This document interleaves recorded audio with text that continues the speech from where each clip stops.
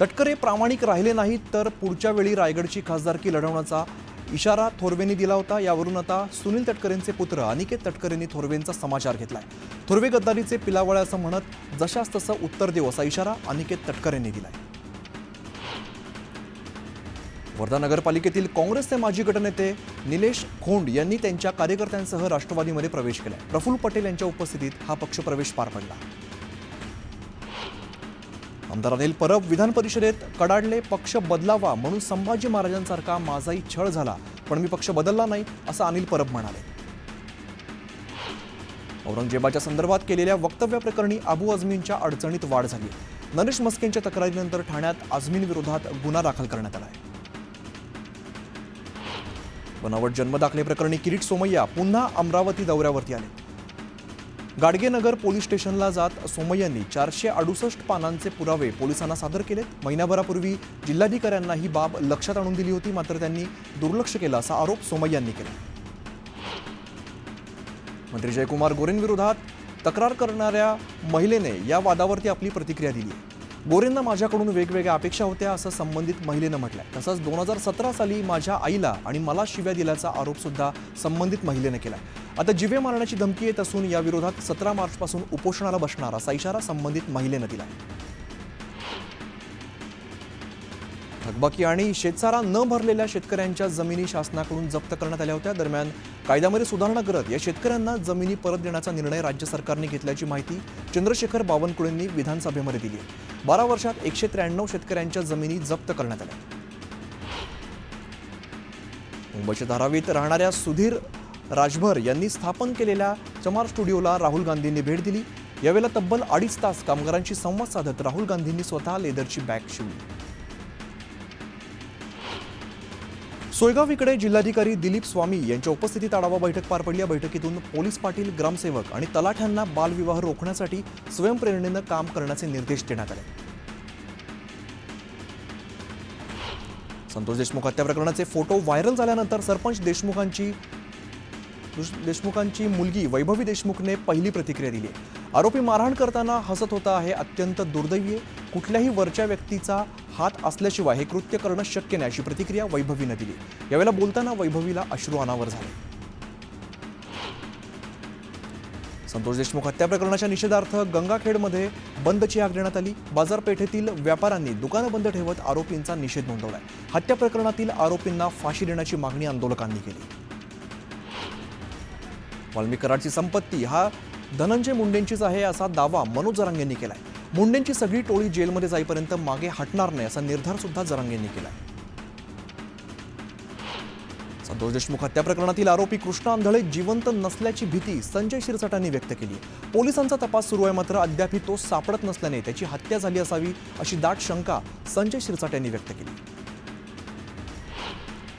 सतीश भोसले उर्फ खोक्याची मोठी दहशत असून मुख्यमंत्र्यांनी आम्हाला संरक्षण द्यावं अशी मागणी बीडमधील पीडित ढाकणे कुटुंबियांनी केली। आमच्या जीवाला धोका असून सतीश भोसले आम्हाला कधीही येऊन मारू शकतो असं ढाकणे कुटुंबीय म्हणाले।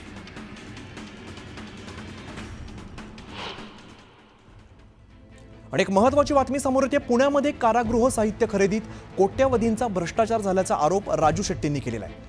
मुदत संपलेलं निकृष्ट दर्जाचे खाद्यपदार्थ, धान्य आणि इतर साहित्य खरेदी केल्याचा आरोप राजू शेट्टींनी IPS अधिकारी अमिताभ गुप्ता यांच्यावरती केलाय। साहित्य खरेदीमध्ये 400 ते 500 कोटींचा गैरव्यवहार झाल्याचा आरोप शेट्टींनी केलाय। बुरशीजन्य पदार्थ, उंदरांनी कुरतडलेल्या चपला बाजारभावापेक्षा अधिक दराने खरेदी करण्यात आल्याचा आरोप शेट्टींनी केलाय।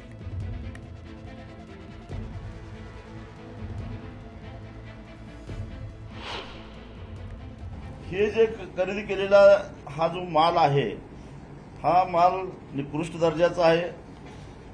मी स्वतः काही काळ येरवड्यामध्ये काढलेले आहेत, मला माहिती आहे तिथला चहा कसला असतो, तिथलं जेवण कसलं असतं। इतकं निकृष्ट दर्जाचं कायद्याला जेवण द्यायचं। एका बाजूला कोर्ट सांगतंय की त्यांना एवढे प्रोटीन्स पाहिजेत, एवढे कार्बोहायड्रेट्स पाहिजेत, एवढं मटण पाहिजे, एवढं अंडी पाहिजेत, आणि दुसऱ्या बाजूला अशा पद्धतीनं या कैद्यांच्या नावाखाली भ्रष्टाचार केला। अशा पद्धतीनं भ्रष्ट मार्गानं काही महिन्यामध्ये जर का 500-500 कोटी रुपयाचा जर घोटाळा होत असेल तर ही बाब अतिशय गंभीर आहे। जर जवळजवळ 8 वर्षांहून अधिक काळ गृह खातं देवेंद्र फडणवीसांच्याकडे आहे, तुरुंग विभाग त्यांच्याकडेच येतो, त्यांनी तरी आता याच्यामध्ये लक्ष घालावं. याच्यामध्ये ह्या खरेदीला जबाबदार असणारे जे राज्याचे पोलीस महासंचालक आहेत अमिताभ गुप्ता, आता ते बदलून गेलेले आहेत, पण त्यांच्याच कार्यकाळामध्ये हे झालेलं आहे. सुपेकर नावाचे त्याचे दुसरे सहकारी आहेत, तुरुंग महानिरीक्षक, यांच्या काळामध्ये हे सगळं झालेलं आहे.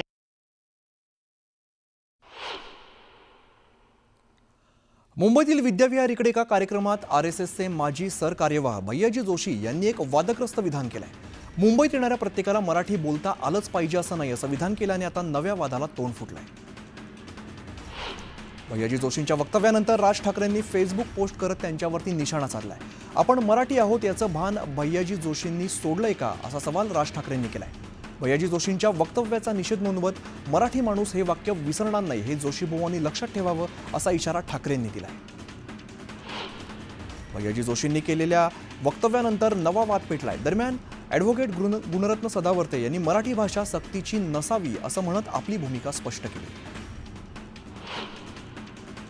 भैयाजी जोशींच्या वक्तव्यानंतर महाविकास आघाडी आक्रमक झाली. मुंबईच्या हुतात्मा चौकातील स्मारकाला अभिवादन करत मविया आमदारांनी जोरदार घोषणाबाजी केली. भैयाजी जोशींनी माफी मागावी अशी मागणी मवियानं केली. भैयाजी जोशींनी महाराष्ट्राचा अपमान केलाय, हे मराठी विरोधी सरकार आहे, भैयाजी जोशींवरती कारवाई झालीच पाहिजे असं वक्तव्य आदित्य ठाकरेंनी केलं. महाराष्ट्रात प्रथम मराठी, बाकी सगळं नंतर, निवडणुकीसाठी यांचे शाब्दिक खेळ सुरू आहेत अशी टीका रोहित पवारांनी केली.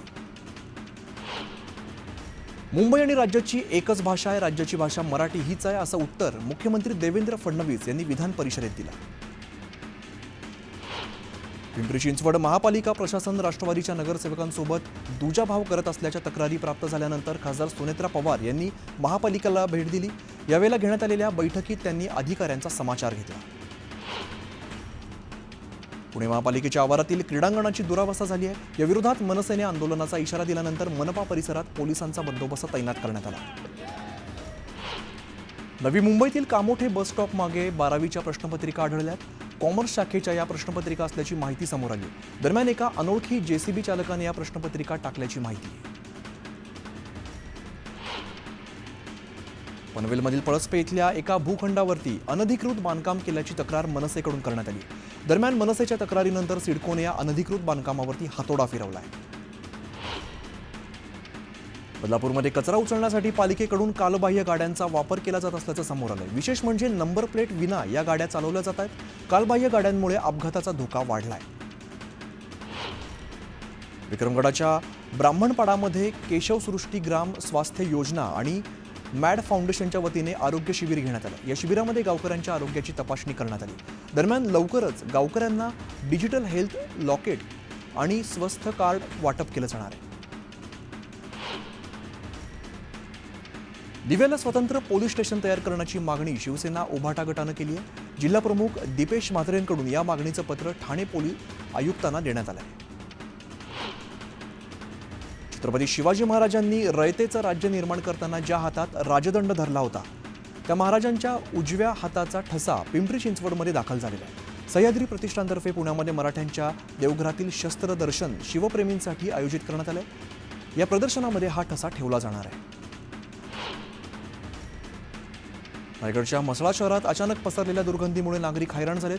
डम्पिंग ग्राउंडमध्ये औषध फवारणी न करता जेसीबीच्या सहाय्याने ओला कचरा टाकण्यात आला. त्यामुळे ही दुर्गंधी पसरली असून लहान मुलं आणि वृद्धांच्या आरोग्याला धोका निर्माण झाला. अष्टउपसा सिंचन योजनेतून पहिल्यांदाच पंढरपूरच्या मोडनीम शहराला पाणी मिळालेलं आहे. त्यामुळे नागरिकांमध्ये सध्या आनंदाचं वातावरण आहे. गेल्या अनेक वर्षांपासून पाण्याची मागणी होत होती. अखेर पाणी प्रश्नावरती तोडगा निघाल्यामुळे त्यांना न्याय मिळाला आहे. वर्ध्याच्या आर्वी शेत शिवारामध्ये झाडावरती चढलेल्या अस्वलाला सुरक्षित खाली उतरवण्यात आले. 4 ते 5 तासांच्या प्रयत्नांनंतर झाडावरून उतरलेल्या अस्वलाने जंगलामध्ये धूम ठोकली. जळगावात केळी आणि कापसासह डाळ उद्योगाचा झपाट्याने विस्तार होतोय. डाळींच्या उत्कृष्ट गुणवत्तेमुळे देशासह परदेशात सुद्धा जळगावच्या डाळीला मोठी मागणी आहे. वर्ध्यात सोयाबीन उत्पादक शेतकरी संकटात सापडलेत. आधारभूत भावापेक्षाही सोयाबीनला कमी भाव मिळत असल्याने शेतकऱ्यांमध्ये असंतोष आहे. त्यामुळे जिल्ह्यामध्ये अजून सुद्धा 25% शेतकऱ्यांच्या घरामध्ये सोयाबीन पडून आहे. नांदेड शहराजवळील काळेश्वर इथल्या उद्यानाची दुरावस्था झाली आहे. उद्यानातील साहित्य मोडकळीस आलंय. उद्यानात कचऱ्याचे ढिगारे साचलेत. याबाबत वारंवार तक्रार देऊन सुद्धा प्रशासन दखल घेत नसल्याची तक्रार समोर येते. नांदेडच्या विष्णुपुरी धरणाच्या पाईपलाईनला तंत्रनिकेतन महाविद्यालयासमोर गळती लागली आहे. या गळतीमुळे हजारो लिटर पाणी वाया जात आहे. सिंचन विभागाचं दुर्लक्ष होत असल्याचा आरोप करण्यात येतोय. नांदेडच्या नायगावमध्ये कॉपी रोखण्यासाठी शिक्षण विभागाने अनोखा प्रयोग केलाय. 12वीच्या परीक्षेतील गैरप्रकार रोखण्यासाठी झूम ॲपद्वारे परीक्षा केंद्रावरती नजर ठेवण्यात येते. जिल्ह्यातील सर्व परीक्षा केंद्रांवरती हा प्रयोग राबवला जाणार आहे. अकोल्याच्या अकोट तालुक्यात संत्र्यांच्या पिकावरती देठसुखी, लंबळा यासारखे विविध रोगांचा प्रादुर्भाव झालाय. या रोगांमुळे पीक नष्ट होत असल्याने शेतकरी वर्गात चिंतेचं वातावरण पसरलंय. जालन्यातील रामनगर सहकारी साखर कारखान्याच्या जमिनीवरून जालना नांदेड महामार्ग नेण्यास शेतकऱ्यांच्या कृती समितीने विरोध केला. शेतकऱ्यांचं नुकसान टाळण्यासाठी पूर्वीच्या सर्व्हेप्रमाणेच महामार्गाचं काम पूर्ण करावं अशी मागणी कारखाना बचाव कृती समितीनं केली. महाविकास आघाडी सरकारच्या काळात सुरू झालेली शिवभोजन थाळी योजना सत्तांतरानंतर अडचणीत आल्याचं दिसून येत आहे. मागील 6 महिन्यांपासून शिवभोजन केंद्र चालकांना बिल मिळत नसल्यामुळे केंद्र चालक आर्थिक संकटात सापडले. परभणी महापालिकेने कोट्यावधी खर्च करून शहरात ठिकठिकाणी शौचालय बांधली होती. दरम्यान अनेक शौचालयं ही बंद पडलेली आहेत. काही शौचालयांचे लोखंडी दार आणि खिडक्या गायब करण्यात आल्यात. प्रशासनाच्या भोंगळ कारभारावरती नागरिकांनी संताप व्यक्त केला आहे. हिंगोलीच्या रिसाला बाजार परिसरात नव्याने बांधण्यात येणाऱ्या उड्डाणपुलाच्या कामाचं भूमिपूजन आमदार तानाजी मुटकुळींच्या हस्ते करण्यात आलं. या कामासाठी 45 कोटी रुपयांचा निधी मंजूर करण्यात आला. सोलापूरमध्ये एमआयडीसीत काम करणाऱ्या 12 बांगलादेशींना अटक करण्यात आली आहे. एमआयडीसीतील एका गारमेंट कंपनीतील हे कामगार काम करत होते. बनावट आधार कार्ड तयार करून हे बांगलादेशी सोलापुरात वास्तव्यास होते.